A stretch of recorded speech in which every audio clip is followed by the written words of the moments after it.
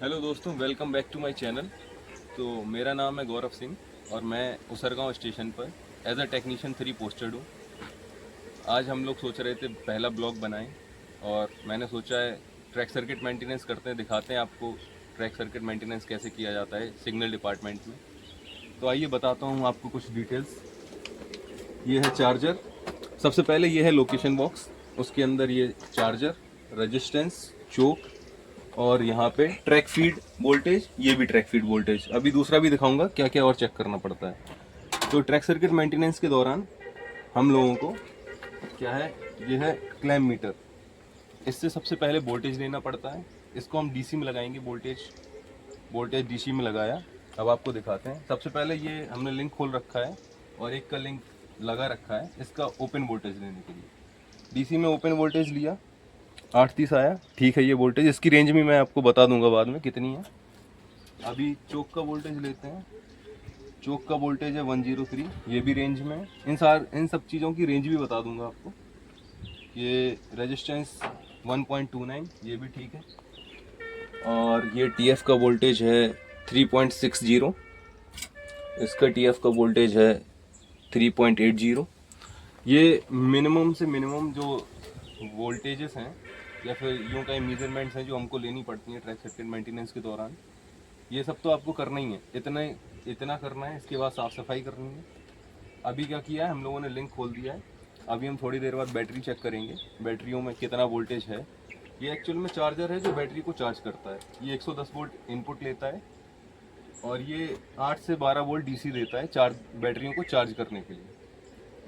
ये track circuit टुकड़ों में डिवाइड रहता है। इनके ग्लूट जॉइंट होते हैं जो एक यार्ड को काफ़ी सारे टुकड़ों में डिवाइड करके उनको ट्रैक बोलते हैं हम। तो ऐसे ढेर सारे लोकेशंस होते हैं। ट्रैक सर्किट मेंटेनेंस में हमें सारों का मेंटेनेंस करना पड़ता है। सबकी डिटेल्स यहाँ पे लिखनी पड़ती हैं इस कॉपी में कि हमने क्या क्या वोल्टेज लिया। जैसे कि दिखाना अंकित, बैटरी प्लस चार्जर का वोल्टेज कितना है, चोक वोल्टेज कितना है, charger voltage, charger current, resistance drop voltage, total battery voltage, gravity voltage, cell जो अभी दिखाएंगे, पीएफ वगैरह। और इसके बाद यहाँ पे मेरे साइन होंगे। ये सिम 15 दिन में करता है इसको। टेक्नीशियन ग्रेड 3 15 दिन में करता है और जो जेई होता है वो 1 महीने में। इसके ऊपर होता है एसएससी या सीएसआई बोलते हैं उसको, वो करता है करीब 3 महीने या 6 महीने में। एग्जैक्ट मुझे पता नहीं है, मैं आपको बाद में बताता हूँ। ठीक है भाई, इसका लिंक खोल रखा है, दिखाओ अंकित भाई, दिखाना। चलो भाई, बैटरी लोकेशन खोलते हैं और देखते हैं बैटरियों का क्या हाल है। कहाँ है? इसमें ये हमारे अंकित भाई हैं जो अभी तो कॉन्ट्रैक्ट बेसिस पे हैं। आगे चल के ये बहुत बड़े यूट्यूबर बनेंगे और इनके पास पैसा ही पैसा होगा भाई। ये रहे सेल, इसका भी हम लोग वोल्टेज लेंगे। और एक और मीटर दिखाते हैं, इसको बोलते हैं हाइड्रोमीटर। ये हाइड्रोमीटर है, जैसे आप घर पे अपने इन्वर्टर रहता है उसके अपन लोग जो बैटरी होती है इसको ना तो वोल्टेज चेक करते हैं ना ग्रेविटी चेक करते हैं, जो कि हमें करनी चाहिए मिनिमम 3 महीने में एक बार कम से कम। इससे ग्रेविटी चेक होती है, वो मीटर है, उससे वो चेक करेंगे हम लोग वोल्टेज। ठीक है, सेल का लेना। देखना DMT 1 का बंद किया था ना, लिंक किसका खोला था? इसका। तो इसका वोल्टेज लो अंकित भाई। ये थोड़ी और वहीं पे खिसकना यार। ये इसमें ब्राइटनेस क्यों कम आ रही है? कितना है? 2.11, ठीक है। दूसरे सेल का 2.06, ठीक है। तीसरे सेल का 2.05, ओके। टोटल है 6.26, ठीक है। ये सारे सेल्स ओके हैं, प्रॉपर है इनका वोल्टेज। ये 1.85 से 2.20 तक इनकी रेंज होती है, इतना वोल्टेज रहना चाहिए। 1.85 से कम नहीं रहना चाहिए। चार्जिंग के दौरान और ज़्यादा रहता है, तो 2.20 या थोड़ी रेंज का एग्जैक्ट मुझे अभी याद नहीं है क्योंकि बहुत ही खतरनाक होता है। हाँ, और इसमें जो एसिड रहता है वो मतलब काफ़ी खतरनाक होता है, खासकर कपड़ों के लिए। मिक्स्ड रहता है तो फिर हाथों में या वैसा कोई प्रॉब्लम नहीं है, लेकिन हाँ कपड़े तुरंत ख़राब कर देता है। ये वाला हाइड्रोमीटर ख़राब हो गया क्या? नया निकालो भाई। ये रहा हाइड्रोमीटर, जिससे ग्रेविटी नापते हैं। ग्रेविटी में कुछ नहीं, डिस्टिल्ड वाटर और एसिड को मिक्स करके एक सॉल्यूशन बनाते हैं जो बैटरियों के अंदर डाला जाता है। उसी को मेज़रमेंट करने के लिए ये हाइड्रोमीटर दिया रहता है। ग्रेविटी होनी चाहिए करीब 1180 से लेके 1220 तक, ये रेंज है। और वैसे तो 1200 से 1220 और हाँ 1180 यही रेंज है। मोस्टली हम लोग चेक करते हैं 1200 रखते हैं या 1220 रखते हैं ग्रेविटी को। अगर ज़्यादा है तो उसमें डिस्टिल वाटर मिला देंगे और कम है तो थोड़ा दूसरे से कहीं से मिलावट करके उसको चेंज कर देते हैं।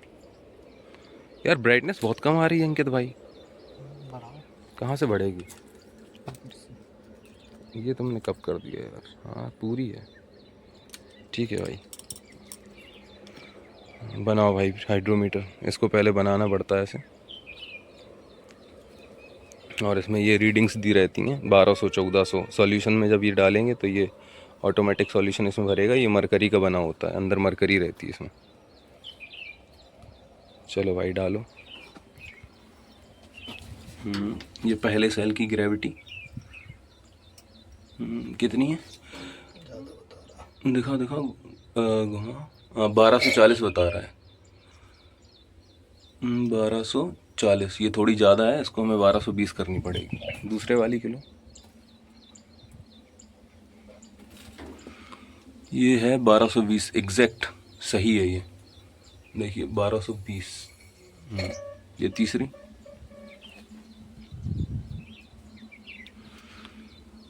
ये भी सही है। अभी हम क्या करेंगे, पहले वाले का चेंज करेंगे, उसका कुछ सॉल्यूशन बाहर फेंक देंगे और उसमें डिस्टिल वाटर मिक्स कर देंगे, जिससे वो 1220 पे आ जाएगी। भाई निकाल दो इसको, वीडियो काफ़ी लंबा जा रहा है भाई। ट्रैक सर्किट मेंटेनेंस डिटेल्स में बता रहे हैं आपको। इसके बाद कुछ नहीं है, ऐसी करीब 12-15 लोकेशन होंगी जो मुझे आज ही करना होगा मेंटेनेंस, और उन सबको कॉपी में भरना होगा पहले एक एज अ मतलब रिटन डॉक्यूमेंट कि हाँ मैंने ये मेंटेनेंस किया है। और इसके बाद हम लोग वो SMMS एक ऐप भी दे रखा है गवर्नमेंट ने, उसमें भी भरना होता है। ये रहे लोकेशंस।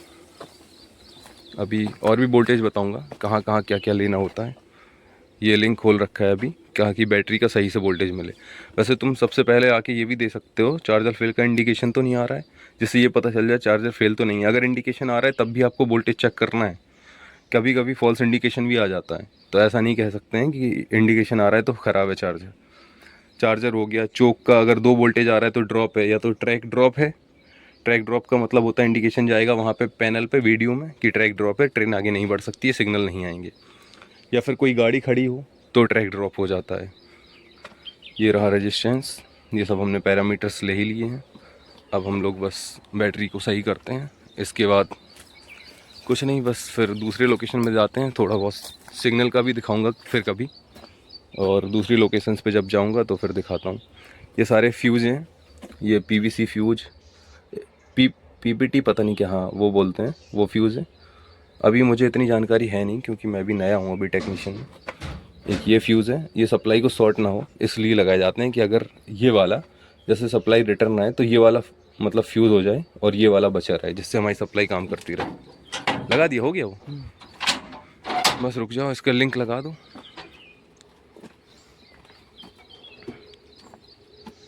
अंकित भाई लिंक लगा दो जब तक, फिर इसके बाद मैं भी भर दूँ उसको। ठीक है भाई, लिंक लगाओ, मैं थोड़ा कॉपी भर देता हूँ जब तक उसकी,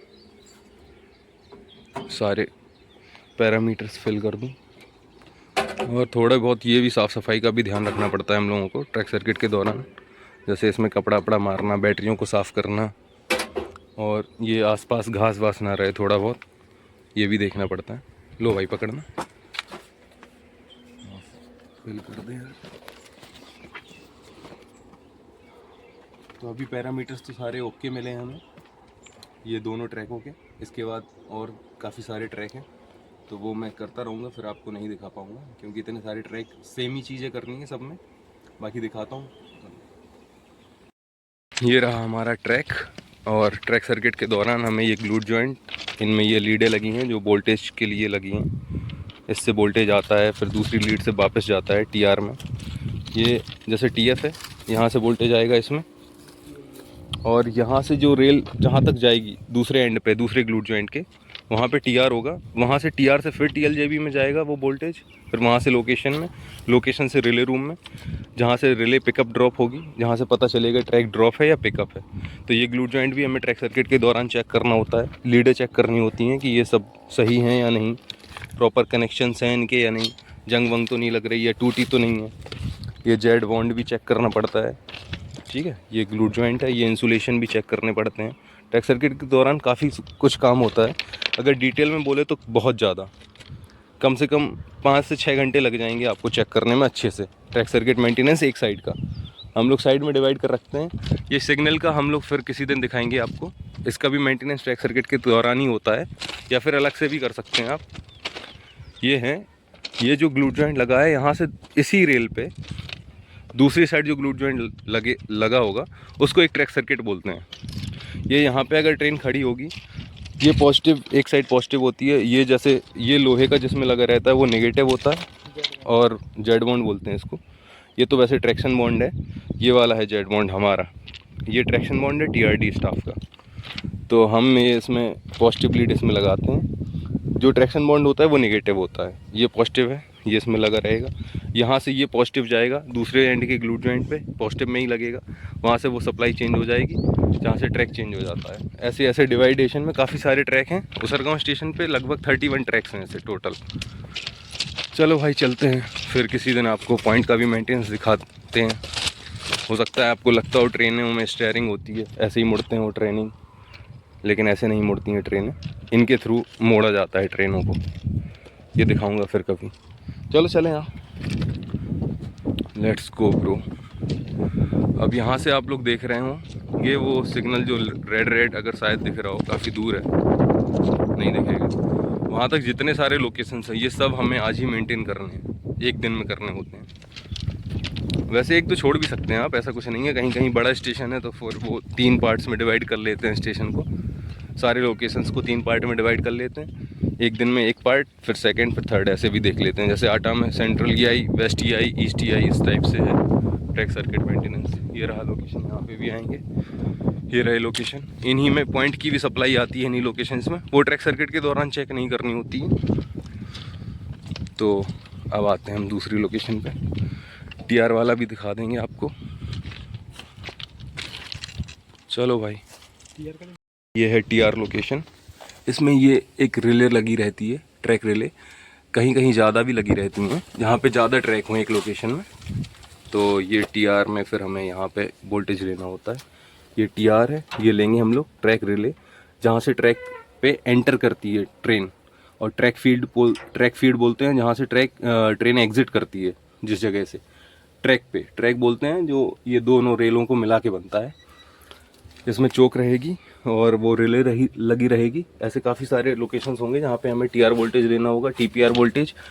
TPR एक रिले होगी जो रिले रूम में लगी रहेगी, उसका वोल्टेज तो यहीं से लेते हैं हम लोग, 24 वोल्ट से चलती है वो, 24 वोल्ट लेना पड़ता है TPR रिले के लिए। ठीक है भाई, लगाना अंकित कितना आ रहा है इसमें TR वोल्टेज। ये है नीचे लेफ्ट हैंड, और ये भी आपको पता होना चाहिए कहाँ पे हैं आपके, जहाँ लेना है आपको वोल्टेज। 3.67 सही है। DC वोल्टेज लेते हैं इसको। TPR और ले लो इसका,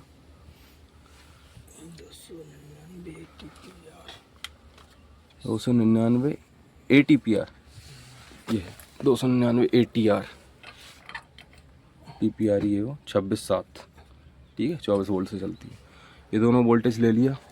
यहाँ की चारों तरफ की साफ़ सफाई अभी करवा देंगे बाद में। ये रहा लोकेशन बॉक्स, इसकी भी साफ़ सफाई करवा देंगे। ठीक है भाई, thank you, have a nice day. इतना ये मिनिमम है ट्रैक सर्किट मेंटेनेंस में जो आपको करना ही करना है।